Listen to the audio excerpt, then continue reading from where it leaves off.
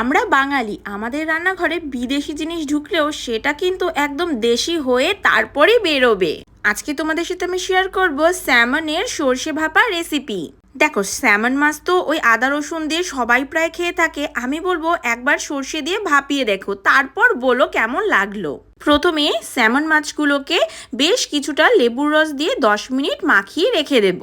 10 minute পর এতে basics যত সব মশলা আছে, যেমন নুন, হলুদ, জিরের গুঁড়ো, ধনের গুঁড়ো থাকলে ধনের গুঁড়ো আর সর্ষে লঙ্কার বাটা দিয়ে ভালো করে মাছটাকে মাখিয়ে 5 মিনিট আবারও একটু সাইড করে রেখে দেবো। আর মিন টাইমে আমরা ফ্রাইং প্যানে তেল গরম করে তাতে দিয়ে দেবো একটুখানি কালো জিরে ফোড়ন। তারপর সব মাছগুলো আর মাছের যে গ্রেভিটা ছিল সেইটা দিয়ে পরিমাণ মতো জল দিয়ে নেব। এইখানে দিয়ে দেব বেশ কয়েক টুকরো টমেটো কুচি আর এটাকে ঢেকে লো টু মিডিয়াম ফ্লেমে অল্প অল্প করে রান্না করব। মাঝে একটু এপিটোপিট করে উল্টে নেব।